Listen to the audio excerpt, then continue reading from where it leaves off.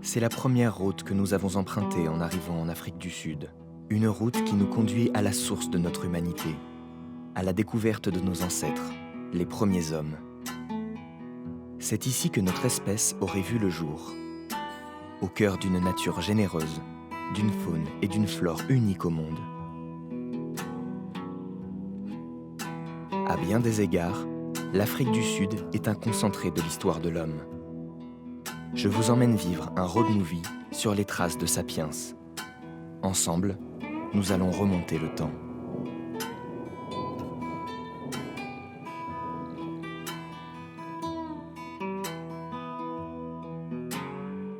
Notre voyage commence il y a 3 millions d'années, à Maropeng, dans le centre du pays. Il faut un peu d'imagination. À l'époque, le paysage est celui d'une savane avec de hautes herbes et de grands arbres. Nos ancêtres hominidés, plus proches encore du singe que de l'homme, se tiennent déjà debout. Ils vivent dans cette nature, tantôt chasseurs, plus souvent proies. Et parfois, c'est l'accident. Un trou, une sale chute pour nos ancêtres, mais une chance pour l'histoire de l'humanité. Blessés, incapables de parler, ceux qui sont tombés dans ces grottes ne sont jamais remontés à l'air libre. Les sels minéraux présents dans les roches vont fossiliser leurs os et les transformer en pierre. Tombés dans l'oubli, ils vont être découverts par des mineurs italiens 3 millions d'années plus tard.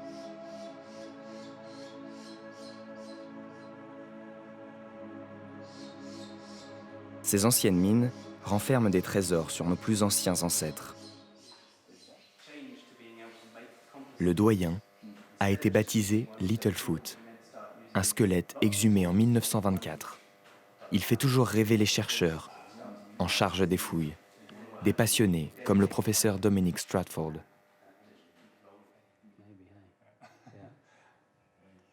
Comment se passe le moulage de Littlefoot? Vous avez vu son crâne? J'ai vu son crâne, oui. Mais jamais son pelvis.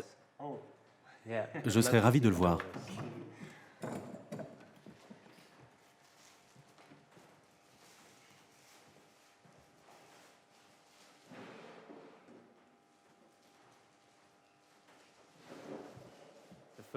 Voici le premier Australopithecus africanus, découvert par Raymond Dart en 1924.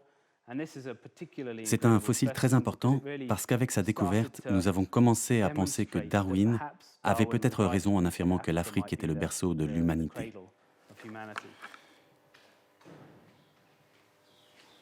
Les fossiles racontent une histoire étonnante. Un monde plus complexe où différentes espèces d'hominidés cohabitent au même moment sur le même territoire. C'est une période passionnante quand on parle d'évolution humaine entre 2 millions et 2 millions et demi d'années. On observe d'abord un grand changement de climat. Ici, à Sterkfontein, nous voyons qu'il devient de plus en plus sec. Mais nous voyons aussi apparaître de nouvelles espèces d'hominidés, jusqu'à 5 ou 6 différentes, qui évoluent dans un même espace et à des époques très proches. Donc, ils devaient interagir entre eux, ainsi qu'avec plusieurs espèces de carnivores et de primates. Les relations entre les espèces vivantes et l'environnement devaient être très complexes à cette période.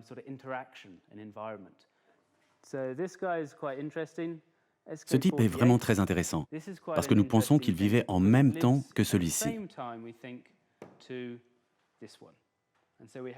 Nous avons d'un côté Australopithecus africanus, que nous appelons Misplace, et de l'autre côté, nous avons Paranthropus robuste.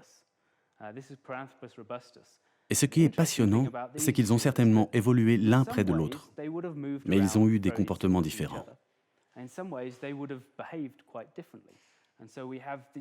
Lui a des pommettes très fortes, des mâchoires très puissantes qui lui donnent cette allure spéciale. Ses dents sont très larges et assez plates. Elles indiquent qu'il mangeait des racines et des herbes grasses riches en glucides.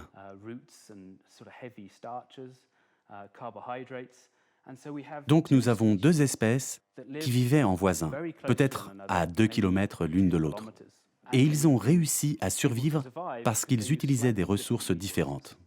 C'est comme ça que fonctionne l'évolution.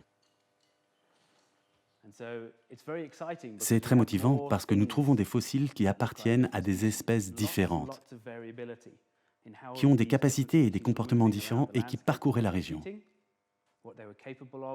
Mais d'un autre côté, plus nous en trouvons, plus nous sommes désorientés. Eh oui.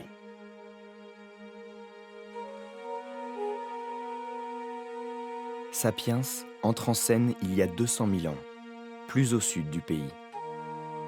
Nous partons sur ses traces. Au début, il vit entouré de ces autres espèces de bipèdes. Mais très vite, les autres disparaissent. Plusieurs thèses se disputent.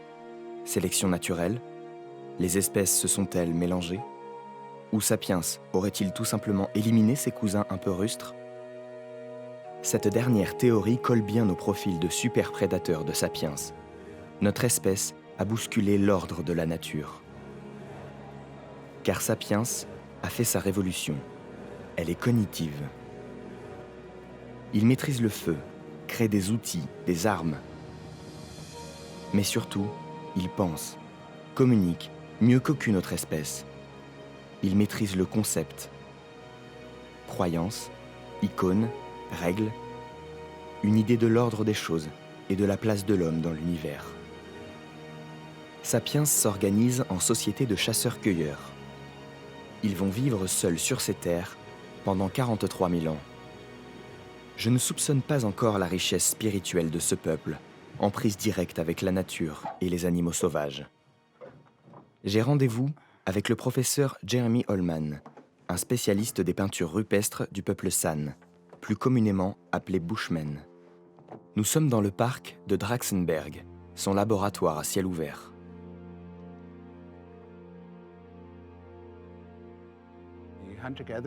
Les chasseurs-cueilleurs sont aussi des Homo sapiens qui ont développé leur culture et leur mode de vie dans le sud de l'Afrique. Ils sont les premiers habitants de cette partie du continent.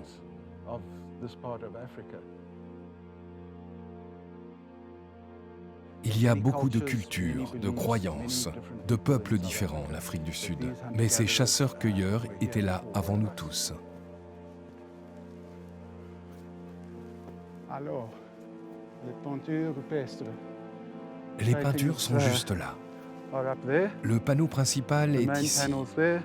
Et nous en trouvons tout au long de la crête rocheuse. C'est ce que nous allons voir. Les peintures des chasseurs-cueilleurs ou Bushmen sont très complexes, très sophistiquées.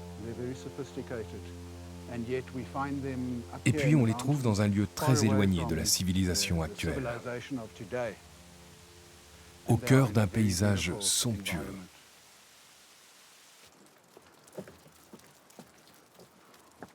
La raison pour laquelle on trouve ces peintures ici est en partie liée à la géologie, mais ce n'est pas la seule. L'autre raison, même si nous n'en sommes pas certains, c'est sans doute que le site, en offrant une vue imprenable sur la vallée, donne la possibilité d'observer tranquillement le comportement des animaux.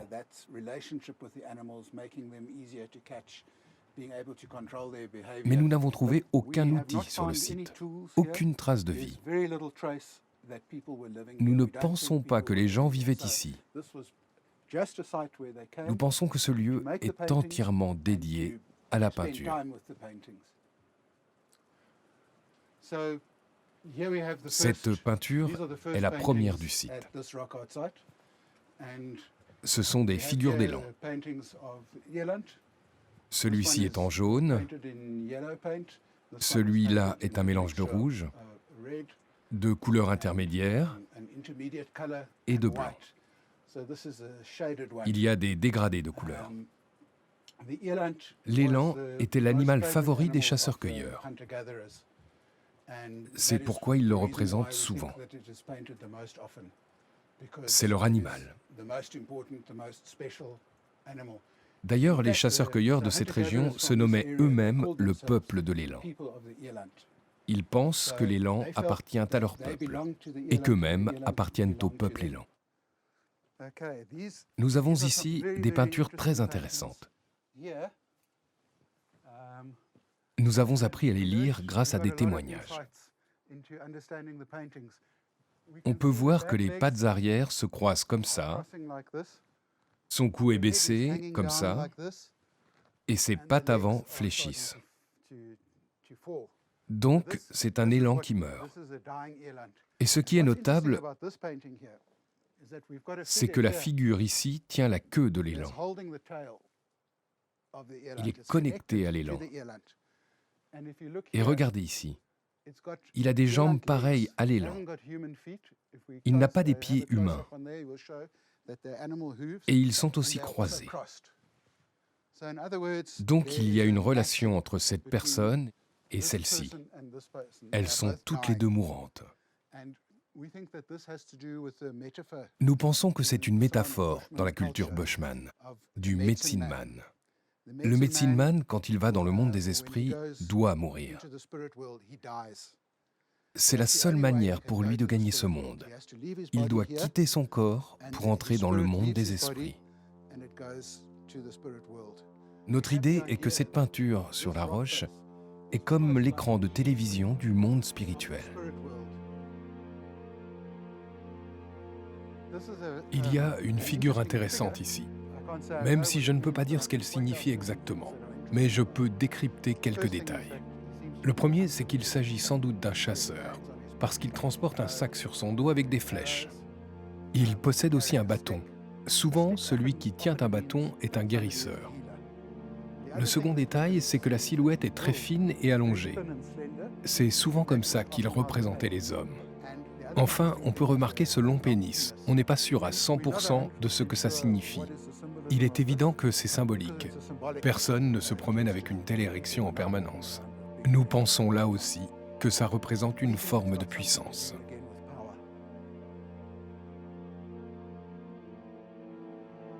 Ces dessins sont aussi pour les Bushmen ce que les vitraux sont pour les chrétiens.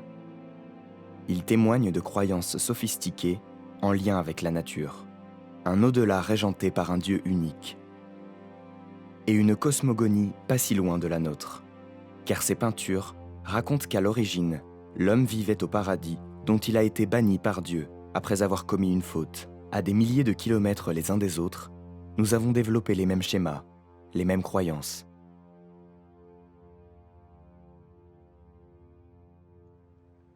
Nous comprenons aujourd'hui que les peuples qui ont vécu ici ont dû partir quand les fermiers se sont installés. Ils ne pouvaient plus perpétuer leur mode de vie. Certains sont partis pour des lieux où ils pouvaient continuer à vivre comme ils le voulaient. Les autres se sont intégrés à la société des fermiers. Mais dans la plupart des cas, ce qui s'est passé, c'est que beaucoup ont été tués. Parce que dans la culture des chasseurs-cueilleurs, il est naturel de prendre ce qui est disponible. Aucun fermier ne peut tolérer que l'on vole son troupeau. Et la réponse apportée au vol, c'est l'élimination du voleur.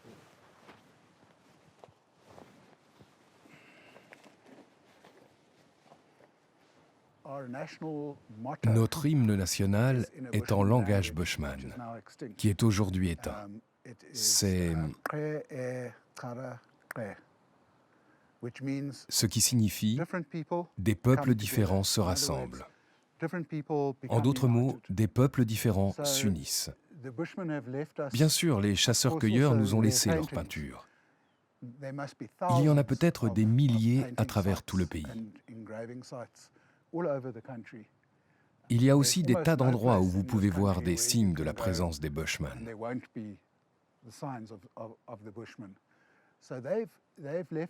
Donc, ils nous ont laissé ces œuvres d'art en héritage, qui est aussi l'héritage d'une pensée cosmologique dans les croyances dans le pouvoir animal et l'union avec le monde spirituel. Et ils ont été les symboles de l'unité dans une société qui a connu une histoire violente entre des groupes d'hommes différents. Donc il faut regarder ce legs des Bushmen comme une voie de l'espoir.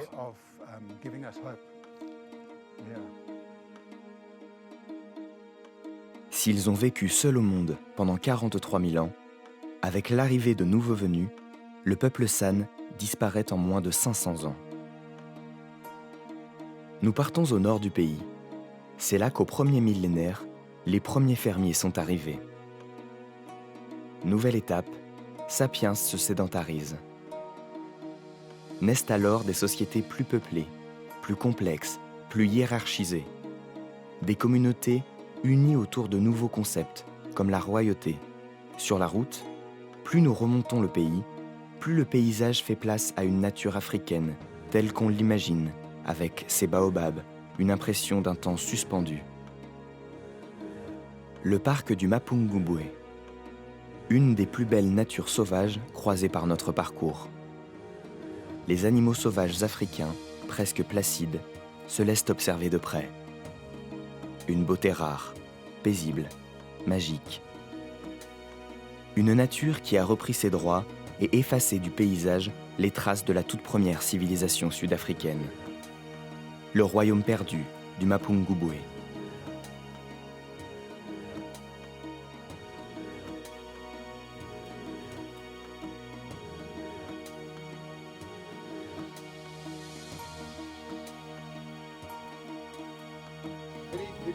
Au pied de cette colline vivaient 5000 personnes.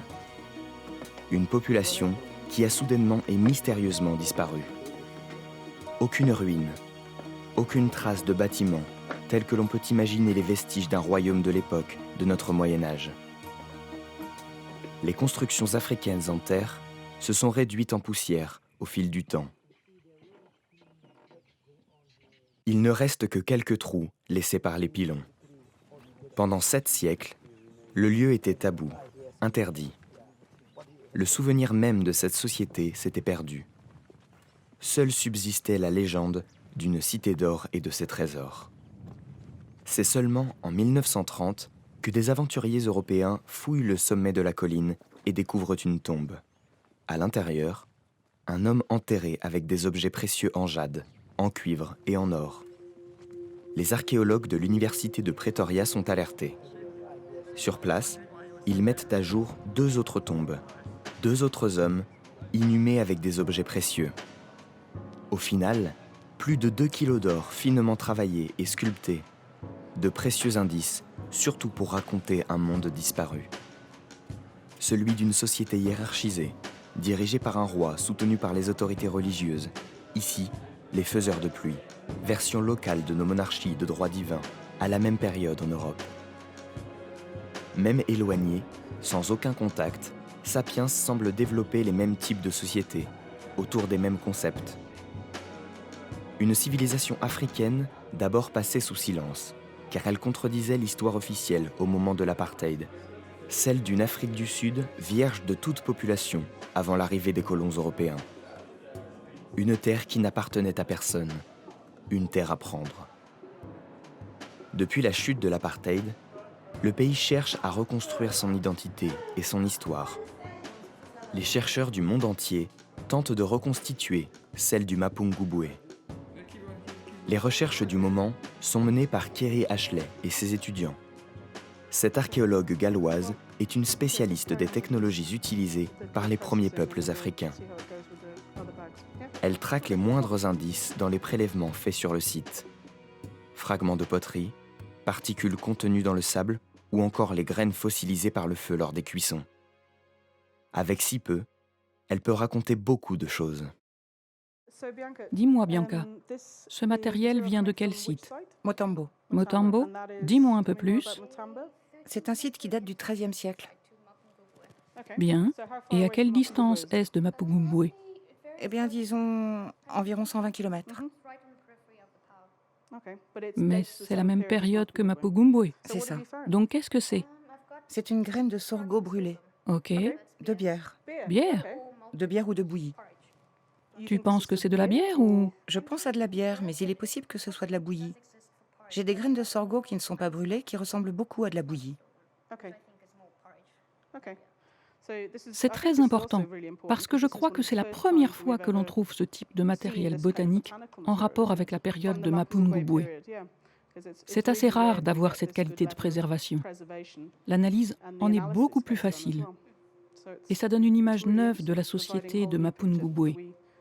Nous savions que c'était là, mais nous n'en avions pas la preuve.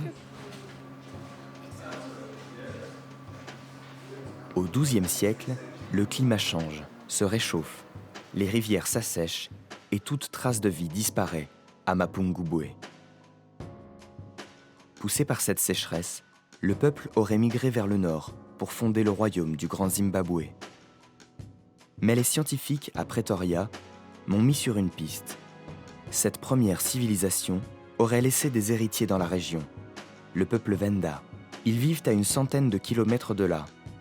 Un pays dans le pays, une région semi-autonome dirigée par un roi. Culture, langue, architecture, organisation sociale. Rencontrer le peuple Venda permettrait d'entrevoir ce qu'ont été les croyances et la vie de Mapungubwe. En route pour le Limpopo, dans le nord-est du pays.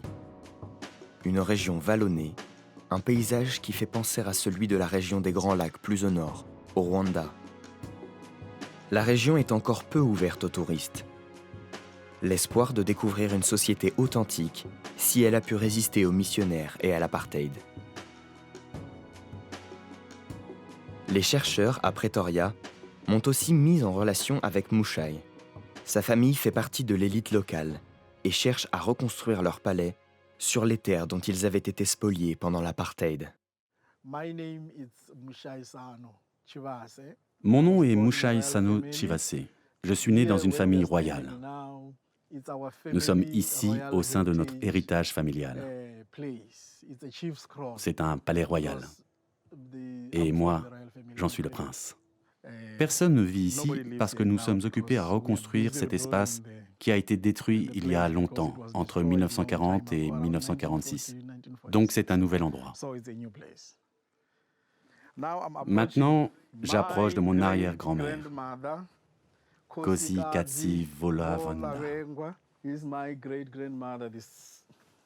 C'était une très belle femme, très grande.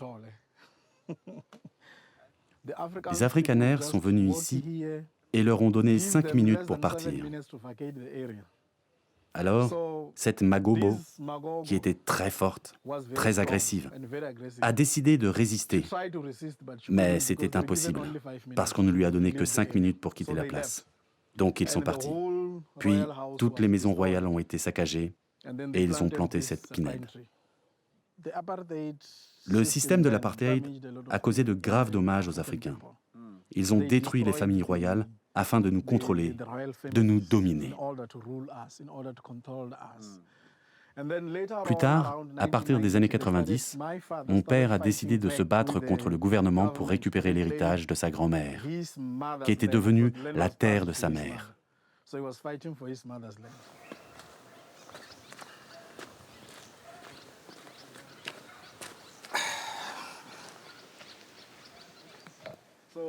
Nous entrons maintenant dans les maisons royales, la place du chef. Voici la maison de réception. Si jamais vous souhaitiez rencontrer le roi, vous attendiez à l'intérieur. On vous introduisait et si le roi était disponible, il venait vous voir. Sinon, il vous envoyait quelqu'un pour prendre un message.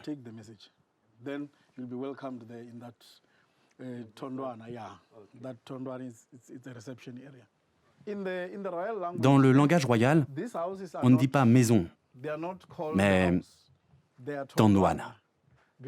Parce que, par exemple, si le roi a 2 ou 3 femmes, ces constructions seront les logis des épouses. Le premier pour la première femme, le deuxième pour la seconde, etc. Et là, vous avez les marches qui conduisent au palais.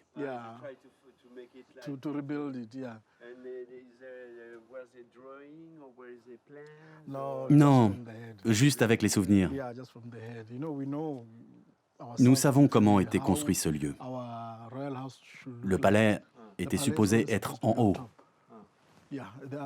En bas étaient les Tandwana.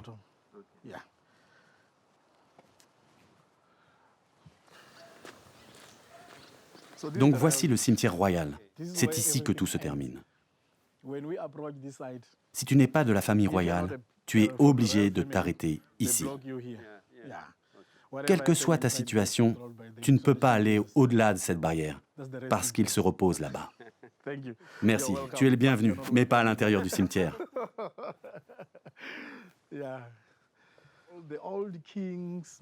Tous les rois, mon père, mes tantes et mes oncles sont enterrés ici. Dans notre culture, nous considérons qu'ils sont endormis. Si quelqu'un est endormi, tu ne le réveilles pas. C'est pourquoi tu ne peux pas être admis là-bas.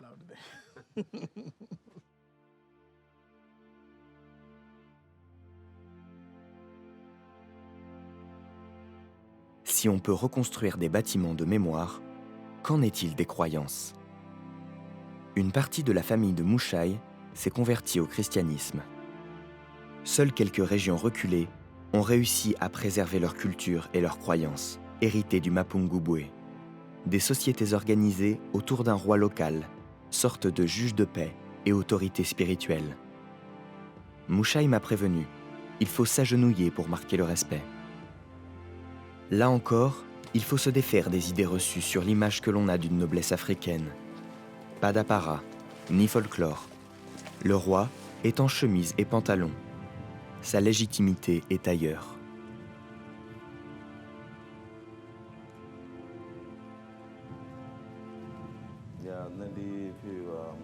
Je suis le chef Netchidziv, le propriétaire du pays Chidziv. Je me bats pour conserver nos croyances ancestrales sur cette terre. J'ai été désigné pour ça. Ça veut dire que j'ai le don de discuter avec les ancêtres. Ce sont nos croyances. Les ancêtres me guident pour résoudre les problèmes.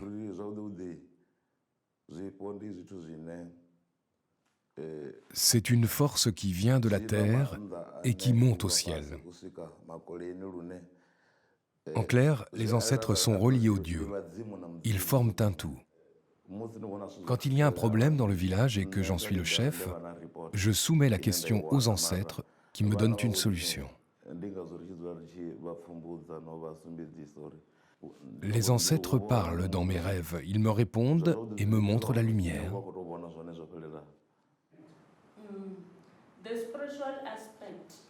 Ce qui est fondamental dans nos croyances, c'est l'esprit de ceux qui sont morts. Pour nous, la mort n'est pas une disparition. Nous restons connectés avec les disparus. Nous pensons que leurs esprits sont toujours avec nous et continuent à nous guider. À côté du roi, cette femme d'apparence soumise est une Makassi, guide spirituelle, conseillère et guérisseuse traditionnelle. Un rôle qu'elle a choisi. Une femme au parcours étonnant. Quand je suis allée à l'université en 1990, le christianisme était très présent. Je devais même enlever ces bracelets. On m'a dit que c'était des objets démoniaques. Quand je parlais de médecine traditionnelle, on me disait « c'est le démon ». Quand j'évoquais le culte des ancêtres, on me disait « démon ». J'ai été très critiquée. Même dans ma famille, on ne m'aimait pas beaucoup, parce qu'ils sont chrétiens. Ils me disaient « tu suis la voie du démon ». Quand je fais mon travail de guérisseuse, en allant dans les lieux sacrés, ils me disent « tu vas ramener les démons avec toi ». Même les grands prêtres de l'Église. Mais je suis comme le roi. Je n'abandonnerai jamais ma pratique ancestrale. Voransinga, venez vite ici, s'il vous plaît.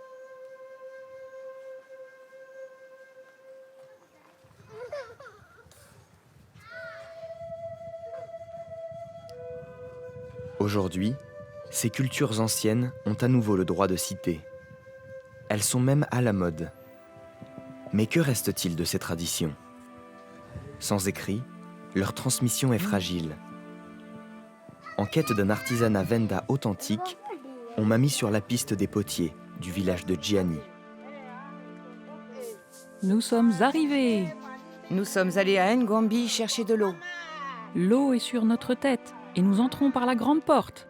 Sur place, un détail attire mon regard et mes doutes. Toutes les femmes portent une étoile, signe d'appartenance à l'église chrétienne zioniste, une religion hostile aux croyances traditionnelles. Les coutumes ont-elles pu y survivre?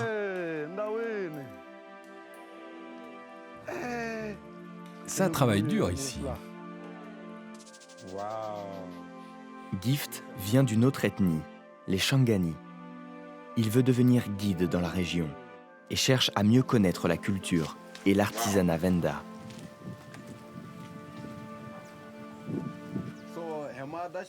Sa mère est une légende du peuple Venda. Ils faisaient tous de la poterie, mais sa mère était la plus connue. Elle tenait son savoir-faire de ses ancêtres, puis elle l'a transmis à ses enfants.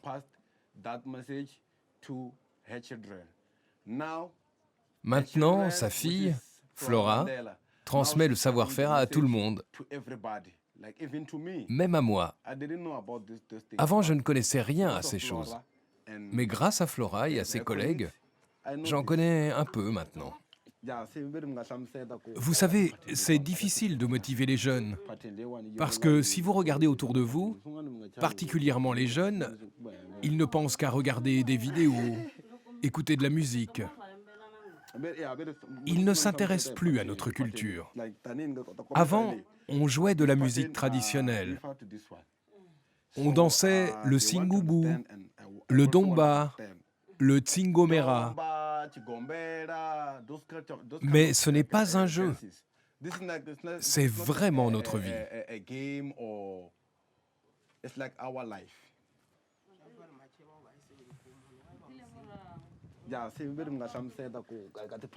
S'il vous plaît, expliquez-moi les motifs sur ces poteries. N'ayez pas peur.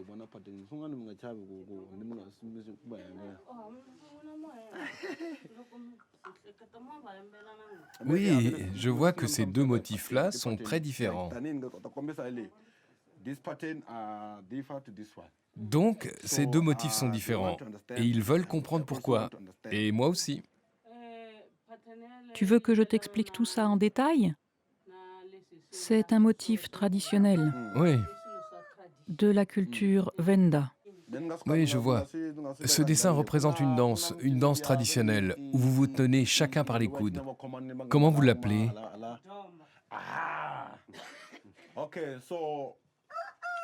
Donc on voit la représentation de la danse Domba. Le motif tracé sur le pot montre les mouvements de la danse. Vous êtes d'accord? Oui, c'est ça. Tous ces motifs sont différents. Ils ont chacun leur sens. Celui-là, c'est le Dzomela. Damba. Le motif sur le Dzomela, c'est une demi-lune. Danse ou symbole de la lune? J'ai la sensation, au fil de la conversation, que si les gestes survivent, leur sens a été perdu en cours de route. Ces poteries ont une histoire. Il y a longtemps, Sarah Moniaï vendait ses poteries contre de la nourriture. Elle ne vendait pas en échange d'argent, mais contre du maïs, du sucre ou du blé. Elle allait de village en village avec d'autres femmes pour vendre ses poteries contre de la nourriture. C'est comme ça qu'on avait à manger. Ça serait bien si davantage de touristes blancs venaient au village.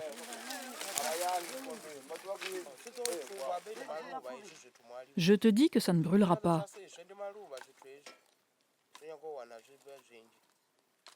Allez, mets-moi tout ça dans le feu. Mets des cailloux pour bien stabiliser le foyer. Le kali aussi peut cuire.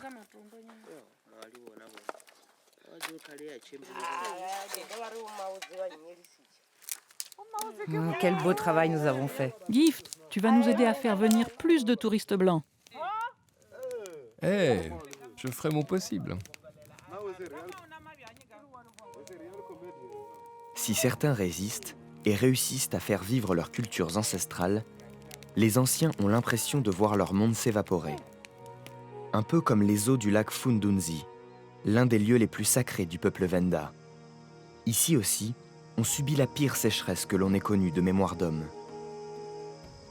J'ai grandi ici, à côté du lac. Quand le niveau du lac baissait, Monsieur Netchaiva, le roi du village, venait pour pratiquer le Chikoma, la danse de la pluie. Chikoma, c'est la danse et les chants traditionnels pour faire tomber la pluie.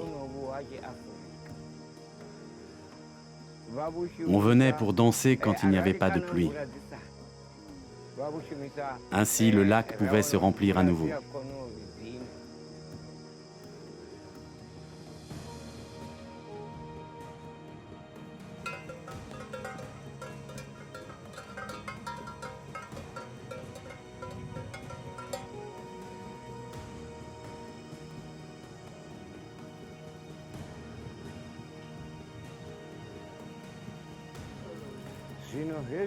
De nos jours, les gens ne s'intéressent plus aux traditions. On ne parle plus de danse Chikoma.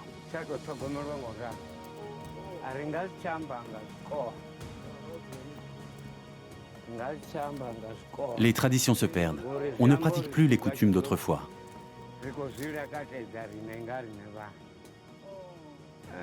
Mon nom est Nitseni Vavenda Nemansivanani.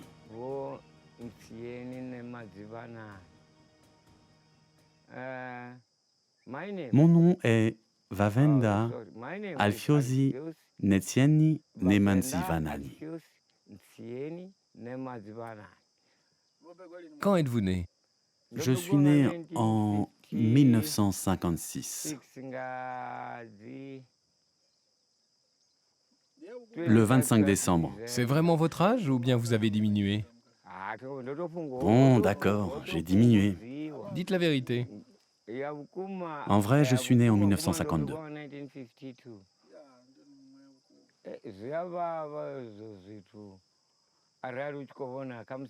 Ça m'attriste beaucoup de voir, à 61 ans, que tout commence à disparaître. De penser que, peut-être dans 10 ans, on ne parlera plus du lac Fudunzi.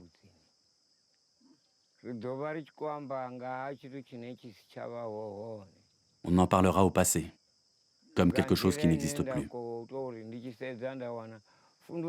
C'est comme ça que je vois les choses. Le niveau du lac Fudunzi était souvent bas, mais aujourd'hui, ça s'aggrave.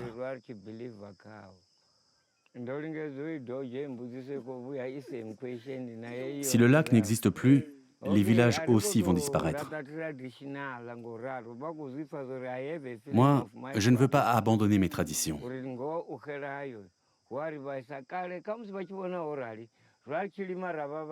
À l'époque, quand on plantait des céréales, c'était à une bonne distance du lac. Les champs ne se trouvaient pas au bord des rives. Tout était bien organisé pour utiliser un minimum d'eau. Notre système d'irrigation respectait la tradition. Je me rappelle de tous les villages qui étaient installés autour du lac.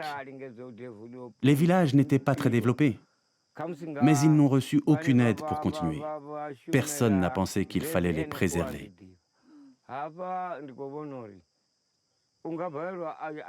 Donc c'est difficile pour moi d'expliquer pourquoi les villages ont disparu. Je n'arrive pas à répondre à ces questions.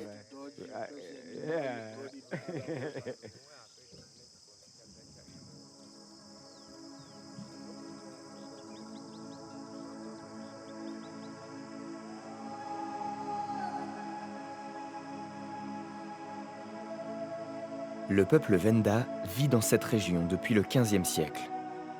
À la même époque, une autre population débarque plus au sud et va bousculer la donne.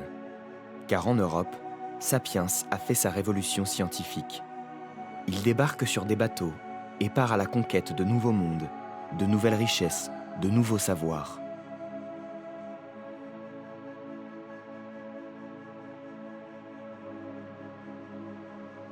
En 1497, Vasco de Gama est le premier Européen à poser le pied sur la côte orientale. Plus au sud, en 1644, les Hollandais s'échouent sur les plages du Cap et les colons s'installent sur ces terres qu'ils croient alors inhabitées. Pour aller à leur rencontre, il nous faut traverser tout le pays vers le sud. plus de 6000 km de route.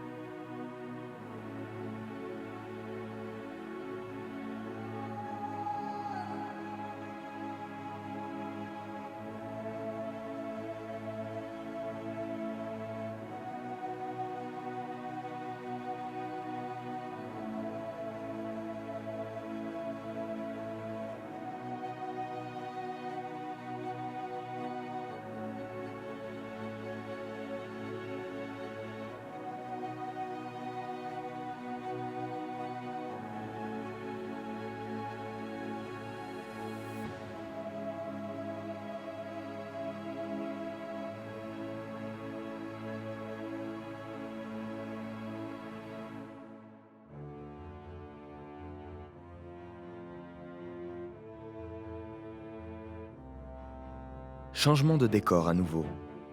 Roches, sable, nous sommes dans le désert du Karoo. C'est là que les bourses, des colons principalement hollandais mais pas que, s'installent en masse.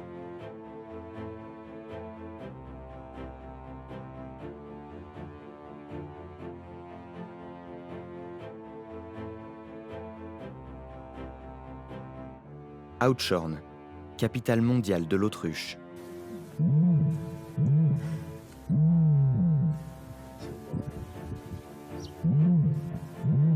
Elles ont fait la fortune de la famille Leroux, des Français qui ont fui la répression des protestants.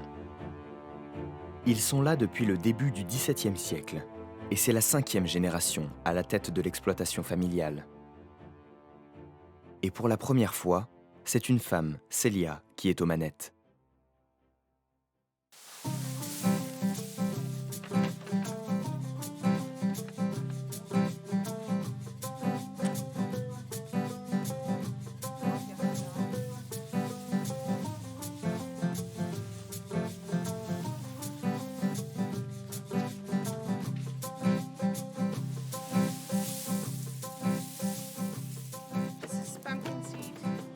Ce sont des graines de citrouille. C'est expérimental. Ce sont des graines de citrouille comestibles écossais, sans peau, que nous valorisons à la ferme. D'habitude, nous cultivons les citrouilles pour leurs graines ou pour les vendre à notre agent.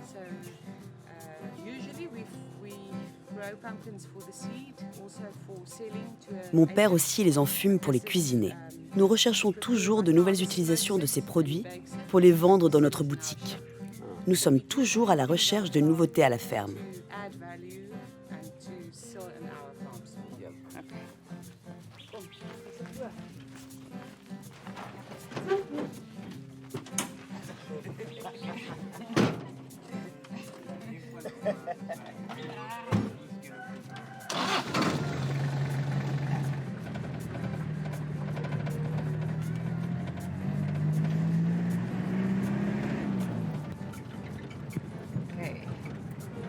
From here.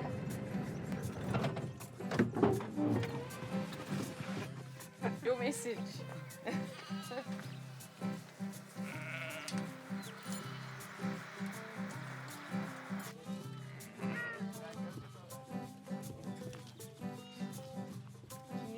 Elle n'a plus de dents, donc elle ne peut pas se nourrir normalement. Il faut que je vous explique cette barrière. Elle était déjà utilisée par mes ancêtres. C'est moins cher qu'une barrière que vous achetez dans le commerce et ça fonctionne comme ça. C'est un jeu d'enfant pour fermer une barrière, mais ça marche parfaitement.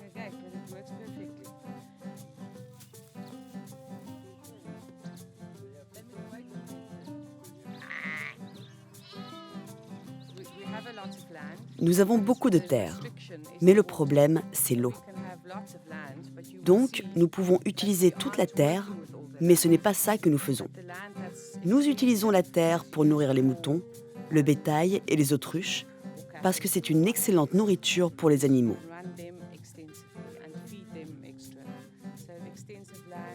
Mais l'étendue de la terre n'est pas ce qui a de la valeur. Ce qui a de la valeur, ce sont les terres qui ont de l'eau. Les instructions que Dieu nous a données dans la Bible sont de préserver la terre, comment nous traitons les animaux et le sol. Tout ça ne nous appartient pas. Nous en sommes les gardiens.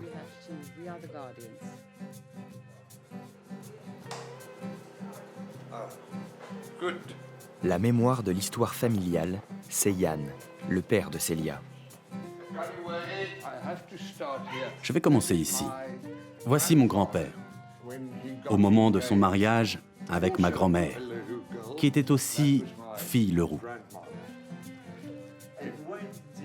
Et quand sont-ils arrivés dans cette région d'Oudtshoorn? C'était aux alentours de la fin 1700. Parce que les premiers Huguenots sont arrivés en 1688. Ils parlaient français? Non, non, non, on les encourageait à parler flamand. Après une génération et demie, seules certaines familles parlaient encore français. Puis les Anglais sont arrivés au Cap. C'était aux alentours de 1803-1806. Et à partir de là, ils ont commencé à parler anglais, malheureusement. Vous avez un problème avec les Anglais, hein? Oui. C'est une partie de l'identité afrikaner, n'est-ce pas? Vous ne vous référez plus à l'Europe et aux Européens. Non. Nous l'acceptons. On ne peut pas changer ce que l'on est, ou ses origines. Mais on peut s'en emparer et choisir par soi-même où l'on veut vivre et comment. C'est pourquoi les Afrikaners ont des points de vue très variés. Mais nous sommes définitivement africains. Nous sommes tous des sans-mêlés, parce qu'il y avait très peu de femmes dans les temps anciens. C'est ce que l'on est, des gens d'Afrique. On ne peut pas changer ça. On aime aller en Europe pour connaître cette partie de nos origines, mais nous avons aussi des origines africaines.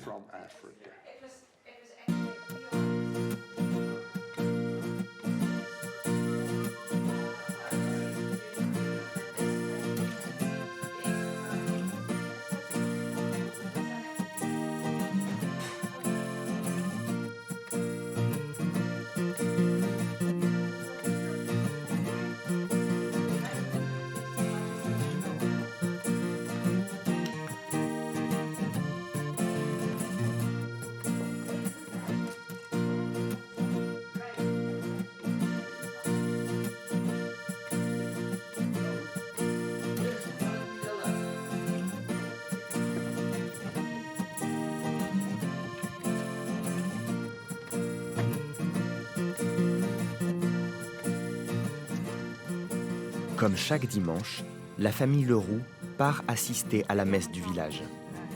La religion est très présente dans la vie des Afrikaners.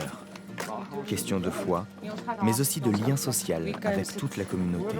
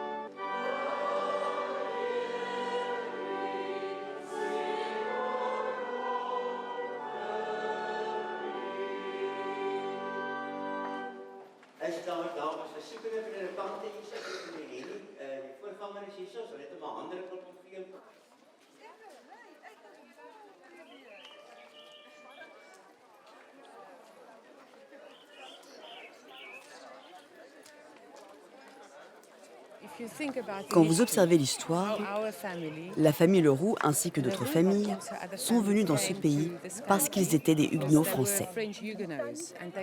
Ils sont venus ici à cause de la religion, à cause de nos croyances. Nous sommes protestants et nous pensons que la religion ne devrait avoir aucun lien avec la politique. Mais certains Leroux sont restés en France parce qu'on les a forcés à revenir au catholicisme.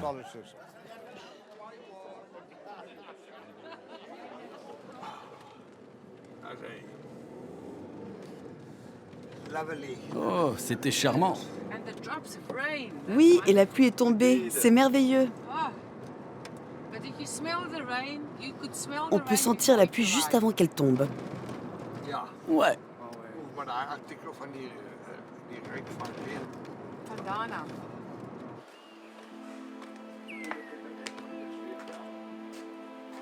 La famille Leroux, comme tout le monde dans le pays, doit faire face à la plus grave sécheresse de son histoire. Le chêne planté par l'arrière-grand-père n'y a pas survécu. Une évolution du climat qui jette une ombre sur l'avenir de ces terres. Si vous posez la question à mon père, il vous répondra que c'est l'année la plus sèche qu'il ait jamais connue. Il sait désormais que le problème de l'eau est là, mais nous en avons transformé notre utilisation. Nous sommes en mesure de cultiver la terre en utilisant moins d'eau. C'est vrai que nous avons beaucoup de difficultés, mais c'est la vie. Il faut quelques problèmes, sinon ce n'est pas intéressant. Nous avons besoin d'avoir des obstacles à franchir. La montagne est haute, mais il est possible de la franchir. Je pense que nous avons des gens merveilleux, ceux qui travaillent à la ferme et qui sont tous métis. Et mes parents, ma famille, les voisins, la communauté, tout est si positif. On ne partira nulle part. C'est ce que nous aimons faire. C'est ce que nos ancêtres ont commencé à faire. Et c'est ce que nous terminerons. La prochaine génération reprendra tout à son compte. Leur couleur de peau n'a pas d'importance. La seule chose qui compte, c'est la passion et l'amour. Nous aimons vivre ici.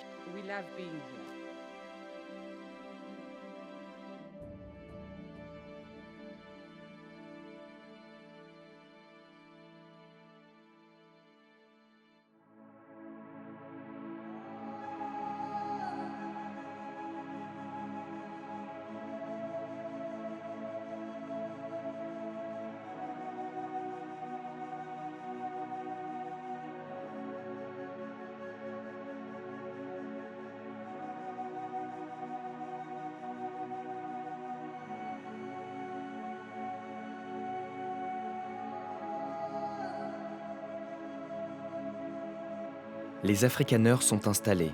Tout le monde est là. Au nord, les fermiers africains de langue bantoue, toujours plus nombreux, descendent lentement vers le centre du pays. Au sud, les colons hollandais s'installent. Mais lorsque les Anglais prennent possession de la ville du Cap, les bourses sont poussées vers le nord. Le choc est inévitable. Peuple bantou, anglais, bourses vont tous s'affronter pendant près d'un siècle. Au final, les bourses moins nombreux prennent définitivement le dessus en 1808. Ils vont tout faire pour garder la main sur le pays. Sapiens décide alors de diviser sa propre espèce pour mieux dominer ses congénères. Par couleur de peau, blanc, coloré, noir, et même par ethnie, à chacun sa place et son territoire. Seuls les Blancs ont le droit de se déplacer et de s'installer là où ils le veulent, et se réservent les centres des grandes villes. La lutte contre ce système raciste a été incarnée par un homme, Nelson Mandela. Prisonnier pendant 50 ans dans les geôles sud-africaines, adepte de la non-violence, il est libéré en 1990. Un an plus tard, la fin de l'apartheid est officiellement déclarée et en 1994, Nelson Mandela est élu président de l'Afrique du Sud. Cette politique ségrégationniste, l'apartheid, va durer 50 ans et la violence de ce système a laissé des traces dans tous les esprits, partout dans le pays. À chaque grande ville, ces townships, ces ghettos noirs, comme celui de Munchville, à côté de Johannesburg. Des lieux dans lesquels on est fier des luttes que l'on a menées ici. Une histoire que l'on cultive aujourd'hui.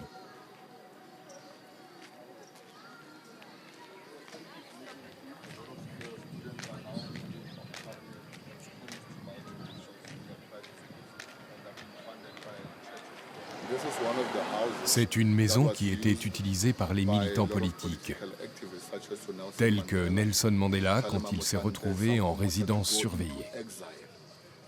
Ils utilisaient cette pièce comme un bunker. Ils ont creusé un sous-sol pour se cacher. Ils s'éclairaient avec des bougies parce que pendant le jour, la police patrouillait et interdisait les regroupements. Ils pensaient que plus les personnes se rassemblent, plus ils développent des idées pour lutter contre le gouvernement d'apartheid. Donc la police les en empêchait. Dans ces maisons, ils cachaient aussi des vivres, des munitions comme des Amarok, des AK-47, Scorpion 9 mm, des grenades. Ils s'entraînaient à manier ces armes sur cible en sous-sol, parce qu'évidemment, c'était impossible en plein air.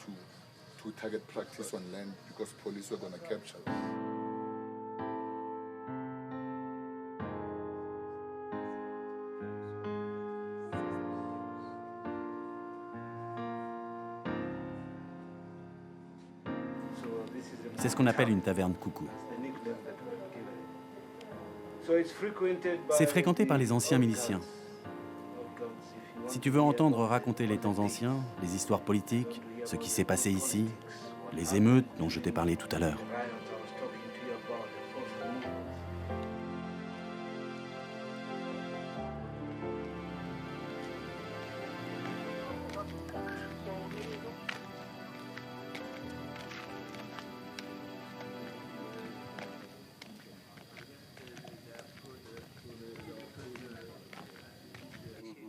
Il est près de 14 heures. L'école est finie et les enfants sortent. Les rues vont devenir chaotiques.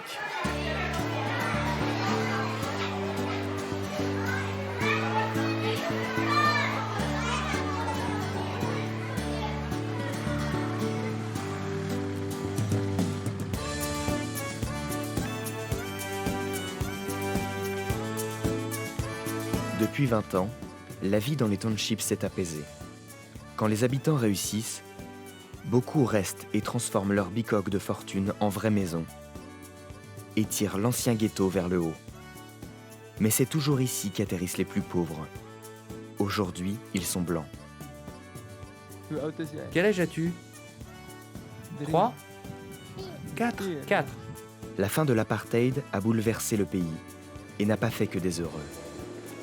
Les afrikaners les plus extrémistes ont décidé de suivre les fondateurs du régime ségrégationniste et de créer des villes 100% blanches. La ville d'Orania est la première du genre, fondée en 1994, l'année même de l'arrivée de Mandela au pouvoir. Taxés de racisme, les habitants revendiquent le droit de vivre entre soi et organisent chaque jour un tour des lieux pour les visiteurs de passage. À l'origine, il y a le mouvement Orania, fondé par Karel Boshoff. L'idée était de mettre de l'argent en commun et d'acheter cet endroit qui était une ville fantôme. Il n'y avait personne ici. La ville a été vendue aux enchères par le ministère de l'Agriculture.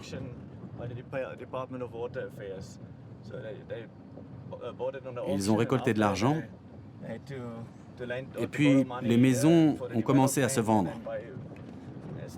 ce qui a remboursé l'emprunt. Mais quel était l'idéal? D'établir une communauté afrikaner autosuffisante.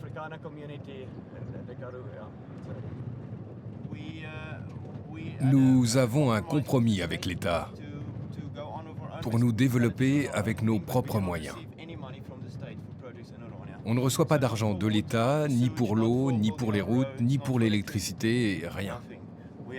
Nous devons financer les infrastructures avec nos propres ressources et développer les équipements avec nos propres personnels.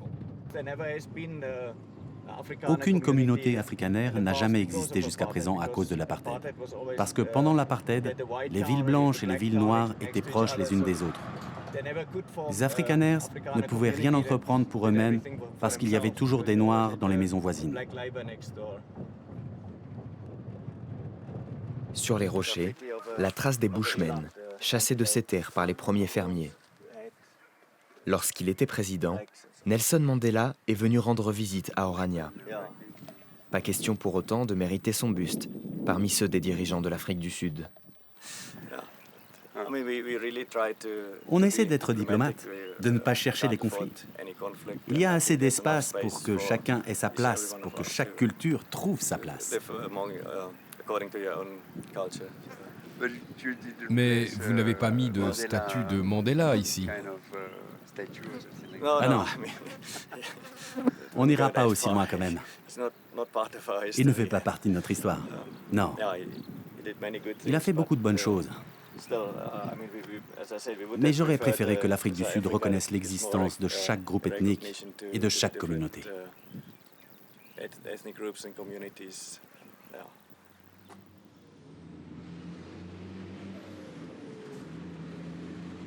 Orania s'habille de neuf avec des vieux tissus.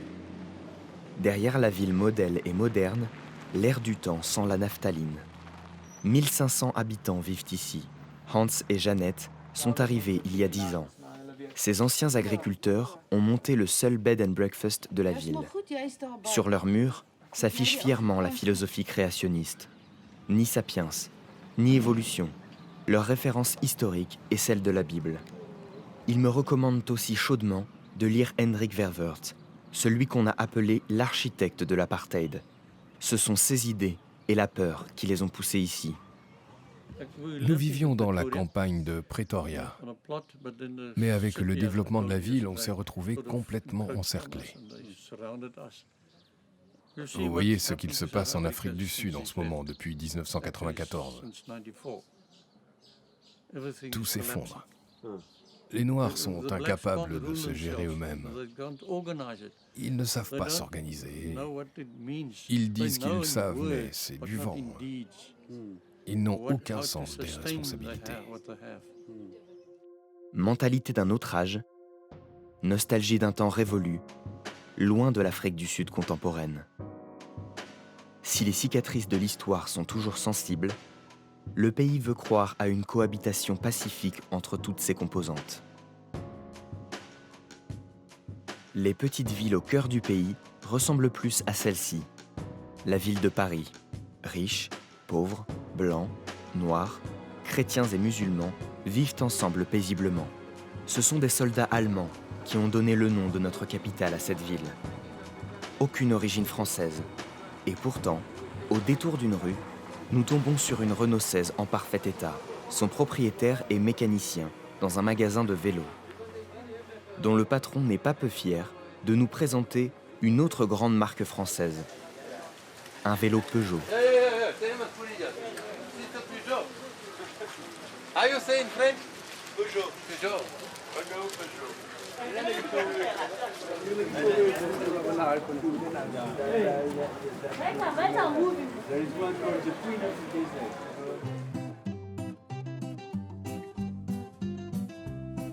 Avec la chute de l'apartheid, après des années d'ostracisme et d'embargo, le pays est devenu un symbole de modernité et d'espoir dans un avenir commun apaisé. Un boom économique dont a surtout bénéficié un produit, le vin. Nous reprenons notre route vers le sud. Nous sommes dans la région de Franschhoek, la petite France.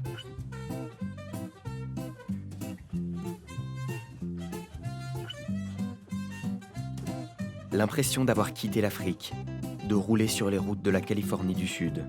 C'est là que les premières vignes ont été plantées par les colons européens. Ici, l'or c'est le vin, l'esprit des pionniers en plus.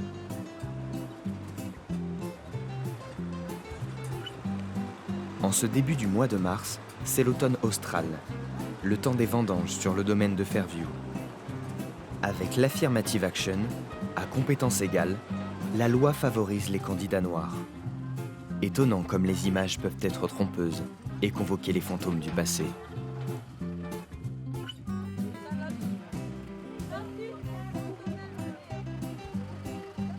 Ici, pas d'histoire de terroir. Tout est possible. Shiraz, pinotage, Viognier, Grenache, Chenin blanc, Riesling, Cabernet, rouge et blanc. Au final, plus d'une vingtaine de différents cépages sont cultivés ici.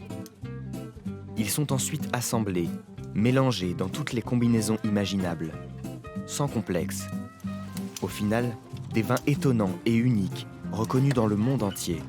La viticulture sud-africaine est passée en 20 ans de local à global.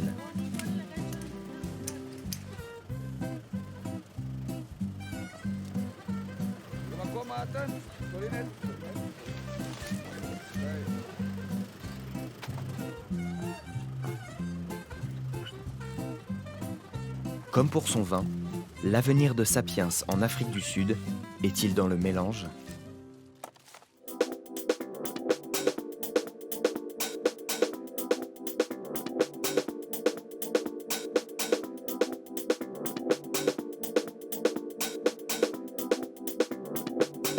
Nous atteignons un bout du monde, la fin de notre voyage. Un cap adossé à d'imposantes montagnes millénaires, devant lequel se rencontrent deux océans, et devant plus rien.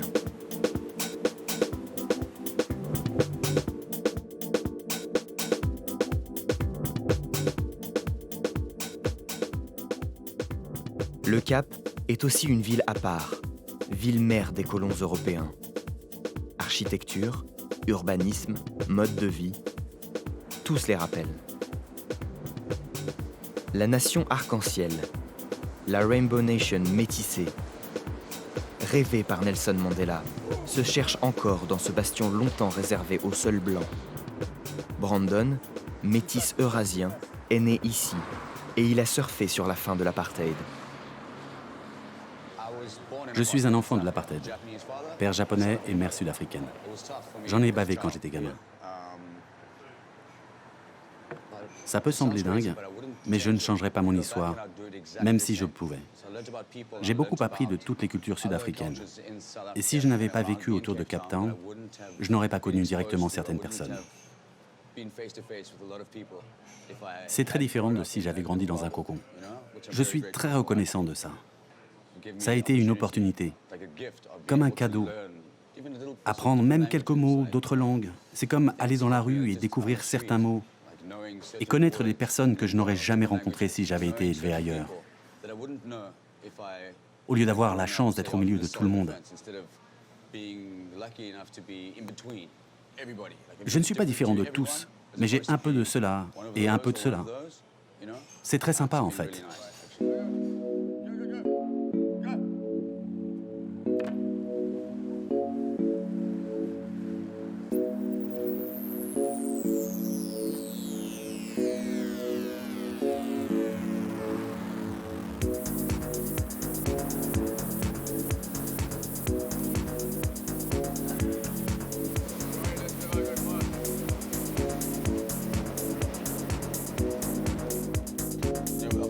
Nous vivons les changements désirés par Nelson Mandela. On a encore du chemin à faire, mais on y va. Doucement, mais sûrement. Je pense que la nouvelle génération est immunisée contre la vieille pensée renfermée.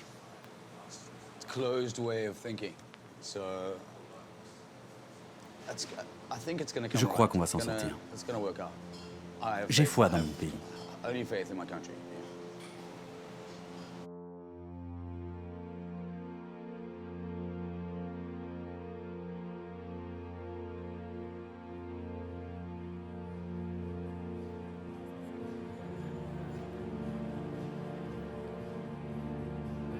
Quand la nuit tombe, comme dans toutes les grandes villes du monde, les rues du centre de Cape Town s'animent.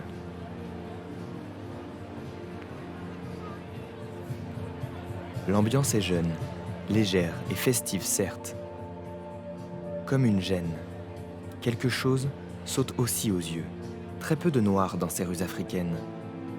Ou alors ce soir-là, dans son expression la plus folklorique.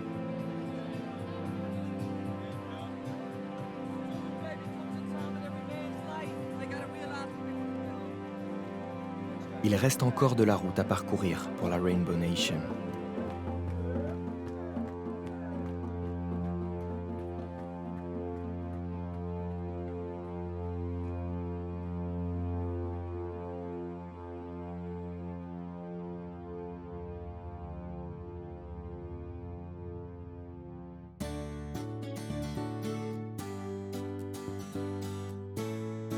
Aujourd'hui, la ségrégation n'est plus raciale, mais économique.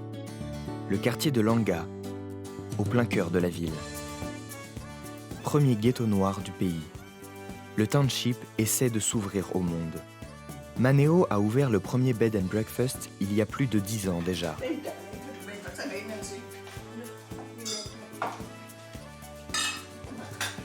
Il a fallu s'équiper, acheter des meubles, mais pour réussir, il a fallu aussi dépasser les a priori et les haines du passé.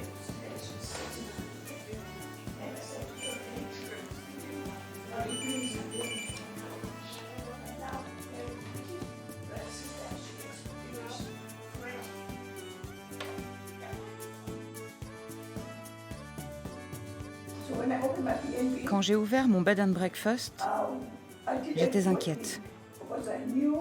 Je savais qu'on détestait les Blancs.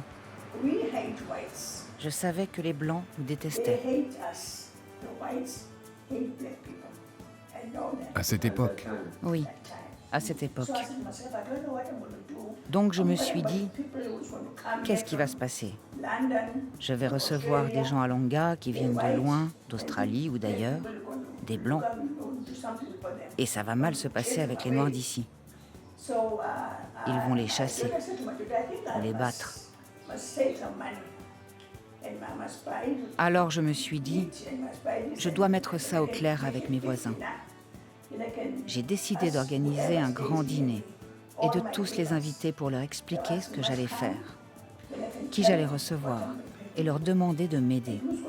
Je leur ai dit, si vous voyez mes clients, s'il vous plaît, parlez-leur.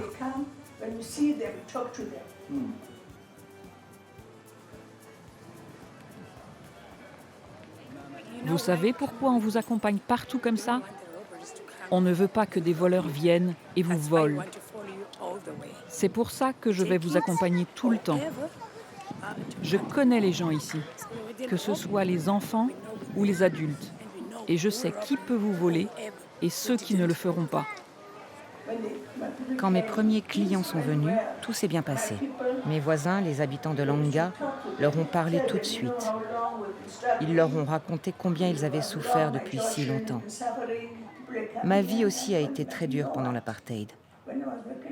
Pour aller au travail, je devais attendre parfois 2 heures un bus. Et pourtant, la plupart qui passaient étaient vides. Mais ils étaient pour les Blancs seulement.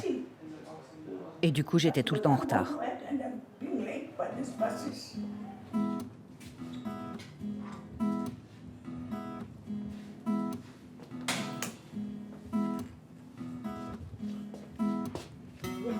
Ça, c'est une chambre avec des lits pour enfants. Mais si on les enlève, ça fait une chambre plus grande.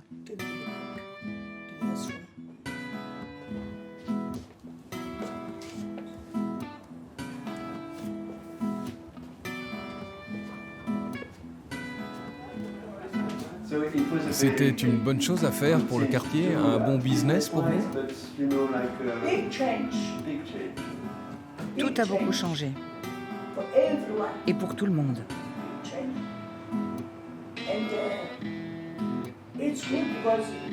Pour moi, ça m'a apporté beaucoup de choses.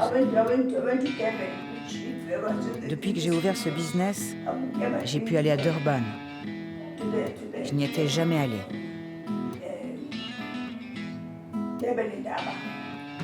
Vous vous êtes accordé des vacances? J'y suis même allée 3 fois.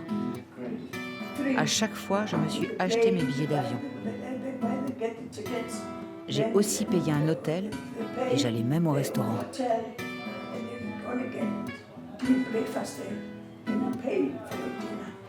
Vous auriez cru possible que les Blancs et les Noirs réussissent à vivre ensemble à Cape Town? Je ne croyais pas ça possible. Pourtant, ça se passe. Allez sur la promenade du front de mer et vous verrez des femmes noires avec des hommes blancs se promener ensemble, en couple.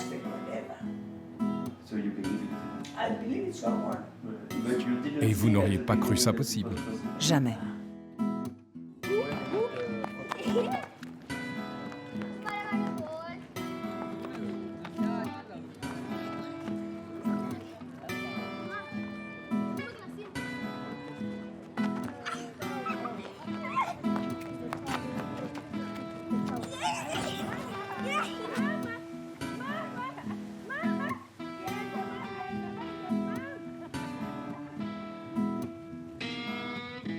Ouvrir les townships au monde, un pari fou et nécessaire. Développer les business, changer les mentalités, réussir à faire bouger les lignes. C'est ce qu'essaie de faire Tony Elvin, tous les jours avec son association. Quand je suis arrivé à Cape Town, on me disait ne va pas dans les townships. J'avais les jetons, alors j'y allais pas. Un homme noir. Ils ne viennent toujours pas aujourd'hui? Si, un peu plus. C'est insupportable. Nous avons 50 à 60 personnes par semaine qui viennent dans les hôtels. Je vais vous montrer où ils peuvent passer la nuit. Nous avons 14 hôtels ici. Comment vous faites? Vous organisez vous-même ou vous laissez faire la communauté? Ce sont simplement des maisons. Tout ce que j'ai fait, c'est de réguler leurs activités. Si nous sécurisons Langa, alors on peut faire des affaires. Langa est un diamant. Un diamant culturel, mais recouvert de boue. Si nous le nettoyons, les 23 millions de visiteurs par an qui viennent à Cape Town, c'est la plus importante destination d'Afrique. Ils arrivent juste à côté d'ici, traversent la ville et vont au front de mer. Donc comment faire pour qu'ils s'arrêtent à Langa? Mais ils vont plutôt dans le township de Gogoleto? Le township le plus visité est Langa, mais je parle en volume. Je ne veux pas des miettes, je veux du volume. Imaginez, voici le premier township construit. Il y a une réelle expérience noire africaine dans un écrin. Mais on dit aux touristes de ne pas y aller, et ceux qui disent ça ne sont jamais venus. C'est encore une chose qui me désole. Ils ne sont jamais venus à Langa, qui est une banlieue.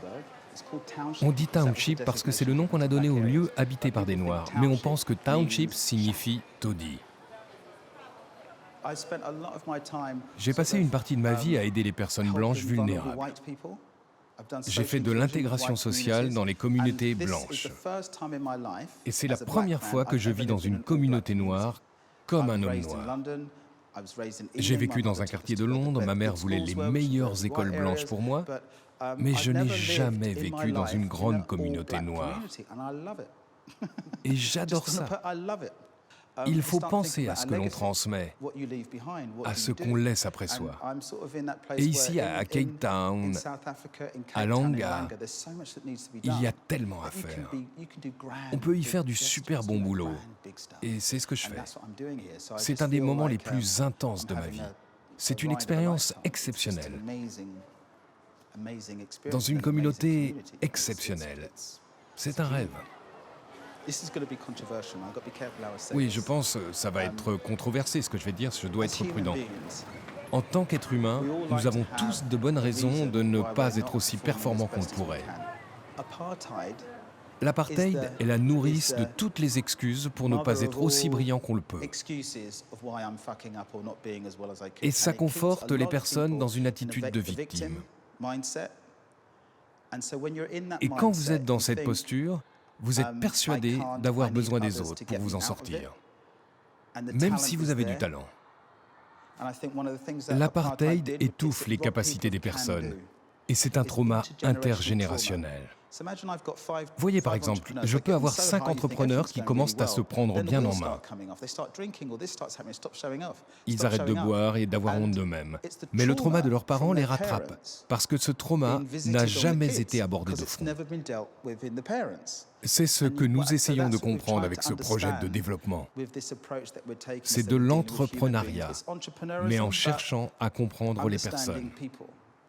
Je pense que si nous comprenons bien les relations entre le gouvernement et le quartier de Langa, et aussi comment les habitants de Langa se comprennent eux-mêmes, notre projet aura du succès.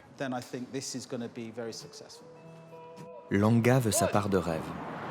Elle veut croire que demain, le township sera un quartier de la ville comme un autre, et espère attirer une partie des touristes qui viennent chaque année plus nombreux visiter Cape Town. La ville a l'ambition d'être la capitale culturelle de tout le continent. L'année dernière, le plus grand musée d'art africain contemporain au monde a ouvert ses portes.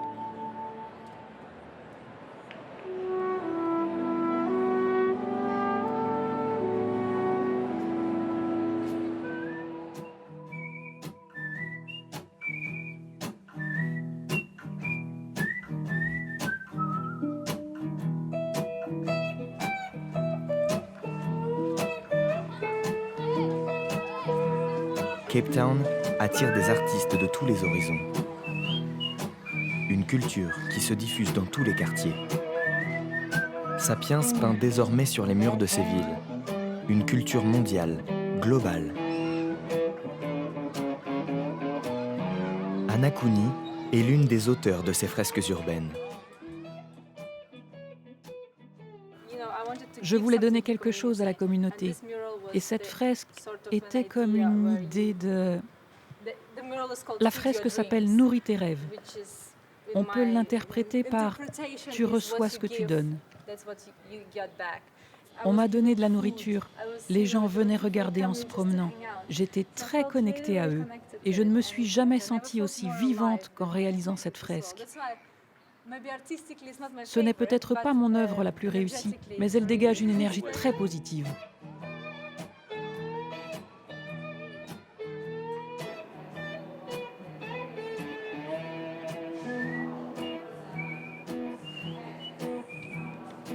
Salut, je m'appelle Anna Cooney. Je suis originaire d'Ukraine, mais je vis à Cape Town depuis 4 ans. Je suis une artiste, je peins un thème. J'ai cette chose dans ma tête que je veux rendre visuelle. C'est une femme triste. Je l'appelle conscience compassionnelle de l'être créateur du monde extérieur.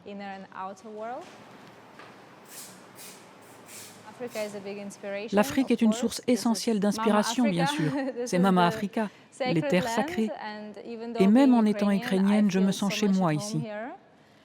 C'est une ville qui a tant à offrir. J'ai tellement appris sur le monde entier en restant ici. Mis à part la culture arc-en-ciel dont on vous a parlé, il y a tant de cultures différentes, des langages et aussi des étrangers qui viennent ici. Vous pouvez entrer en relation avec des gens formidables, mais vous devez y être ouvert, bien entendu. Vous pouvez très bien évoluer dans la ville en effleurant seulement les personnes sans les connaître. Et puis allez savoir, il y a une telle énergie dans cette montagne plate, cette table qui canalise les énergies. Vous êtes sur le plus vieux continent où 2 océans se rencontrent. C'est tellement fou, il n'y a rien de comparable. Je pense que la ville de Cape Town dégage une telle puissance que ce n'est ni bon ni mauvais. On ne quitte jamais Cape Town en se disant « Oh, c'était OK ». On a soit une expérience géniale, ou alors on déteste cette ville parce que ça s'est mal passé. Mais ce n'est jamais tiède. C'est toujours un enchantement ou un désastre.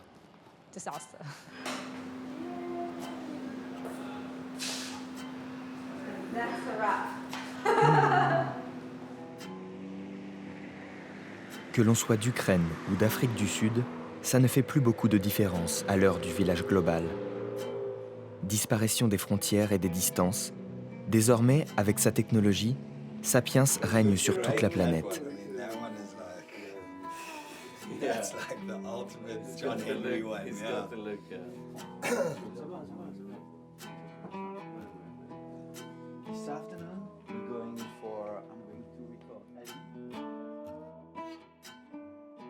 Denny et Jack sont de jeunes artistes prometteurs de la scène musicale sud-africaine. Culture, mode de vie, leur terrain de jeu, c'est le monde.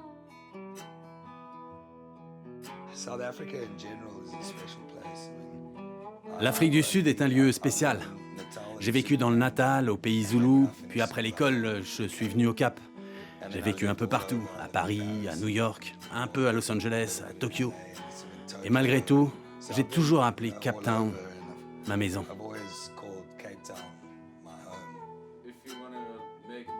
Si tu veux gagner de l'argent, tu vas à Jobourg. Bon, si tu veux être bien dans ta vie, tu viens à Cape Town. Ouais, t'as carrément raison. Je crois que ça tient à plein de choses, mais je crois que c'est surtout parce que c'est un tellement bel endroit. Si tu veux faire des randonnées ou quoi, on est tellement mieux ici.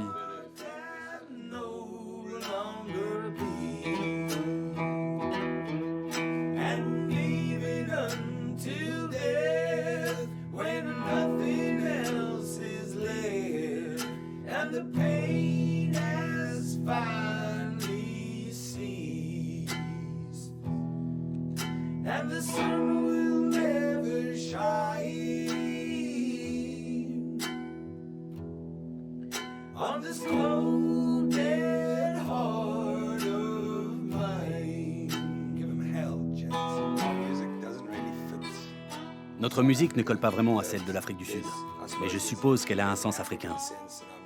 Jackie utilise des instruments qui viennent d'ici, et il assemble des sons dans cet esprit.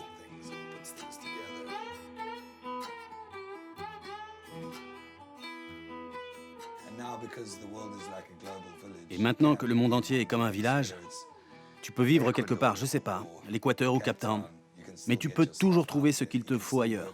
Travailler avec des gens que tu peux rencontrer via Internet, et tu fais tes affaires comme ça. Donc ça n'a pas d'importance où tu vis. Mais pour moi, Cape Town, c'est la plus belle ville que je connaisse.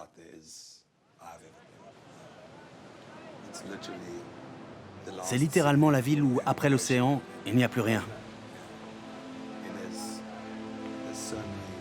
C'est si beau cette petite chose dont personne ne sait rien, mais qui va commencer à être connue à cause d'Internet et de cette idée de village global.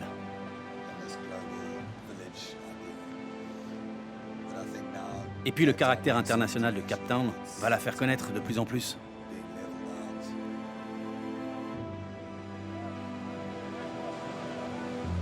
Le monde entier a les yeux sur l'Afrique du Sud, avec l'espoir que le pays réussisse à s'affranchir de la peur, des haines et de la violence de son passé.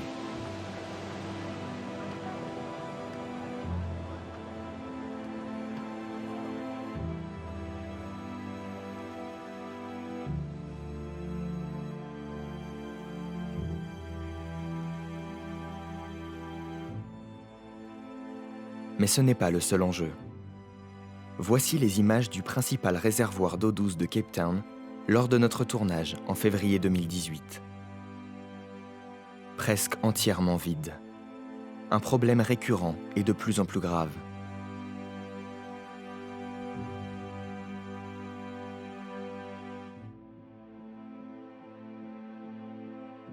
La ville est la première métropole à être confrontée aussi concrètement et durement au réchauffement climatique. La sécheresse a déjà fait disparaître des sociétés, des civilisations entières par le passé. Si l'Afrique du Sud a été le berceau de l'humanité, sa capacité à faire face à ces enjeux fait du pays l'incarnation de ce que sera l'avenir de Sapiens sur sa planète.